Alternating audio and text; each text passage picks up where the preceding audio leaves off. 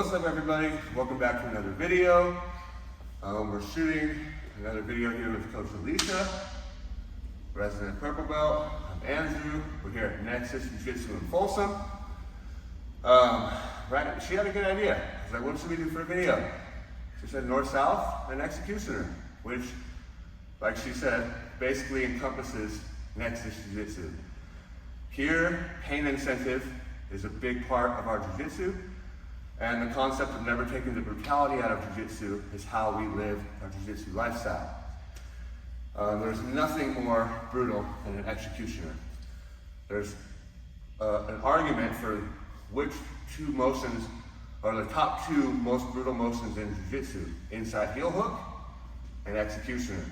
Inside heel hook is bad. You get your knee popped, you're out for 6 months, maybe you have surgery, maybe whatever, it sucks. The executioner, if that's bad, you're a quadriplegic, and that's no good. So usually you should just tap to that one if they get there. So what we're gonna look at is the entry into the north-south choke, the way I like to enter it, and then why I would transition from north-south choke to executioner.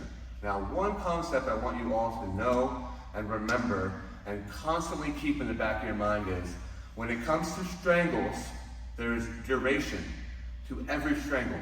A joint lock, once it gets to breaking point, there's no duration. It's just a tap or a break. With strangles, every strangle, there's a time frame, right? So like a fully locked rear choke, 1 to 3, 4 seconds, and they should be tapping or going out. A really good guillotine, 3 to 8 seconds is really normal, right? Arm triangles, 4 to 10 seconds, right? North-south chokes are really high duration as far as strangles go, right? So when it comes to a north-south choke, it's not uncommon to get to 10, 12, 14 seconds, and they're still kind of thinking about tapping or just getting into their tap, right? So just remember that when you're putting your squeeze on and you're like, are they tapping? Maybe I should move to another position. Sometimes yes, sometimes you should. Sometimes one of 3 things is going on if they're not tapping and you're past the time duration you're used to. Either your technique's off and you need to adjust, they're a freak, and they just cannot be submitted there, or they're past that or dead, right? So whatever one of those 3 things it is, you either should get off of them or you should move on to another position. If it's a duration-based thing and you just haven't really reached that threshold yet, just stay in the position, right? Keep working, put on about an 80% squeeze, and breathe through the motion, right? So we'll look at how I like to enter my north-south choke. Here, when I have, if I've made it to north-south, right, and I'm playing here, okay, a lot of times they're not gonna just let me wrap my arm around their neck, right? If they're alive and fighting, they're not just gonna let me wrap my arm around their neck, okay? So when I'm playing here and I'm just trying to wrap my arm around her neck, she's gonna be blocking me with this arm, she's gonna be doing all sorts of stuff, right? So what I wanna do is I wanna get her to think about something else. I'm gonna make her think about the Kimura on the near side. It's the arm that's on the same side of her body as my hips, right? So I'm gonna be putting my hand between her elbow and her ribs, and I'm gonna start running her up here. And what she's concerned about is me popping her hand in front and locking a Kimura, right? But once I get her on her side, she's really susceptible to me sinking this north-south. So I'm driving, and then I just go here and sink my north-south in, right? And this really puts my arm deep around the neck. It's really strong. And another thing I love about this position is her main defense to the north-south choke is the arm, the opposite arm of my strangle arm. So my right arm's around her neck. It's her left hand I need to be concerned with, right? If I start getting into a north-south choke and she gets her left hand on my throat, she can push me up. I'm never gonna finish this. Her right hand isn't gonna help her. She puts her right hand on my throat. It's okay, I go here and I get to my submission. But her left hand is the problem. So when I'm running that Kimura up here, and I drop into my north-south, look where her left hand is.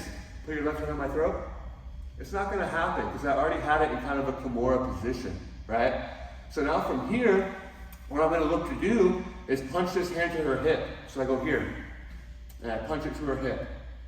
Now that I've done that, my head goes down into the pocket of her armpit, right?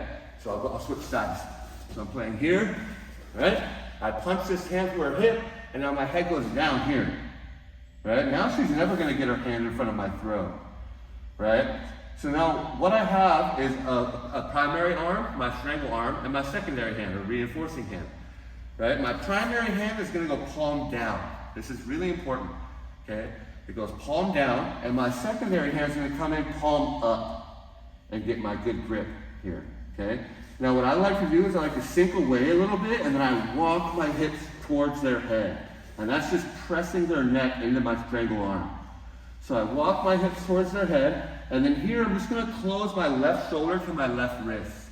So I'm just going to do a little squeeze, sink in, and just hang out here and wait, right? And I'm going to do a little adjustment, and then as I wait here, at some point, my tap comes, right?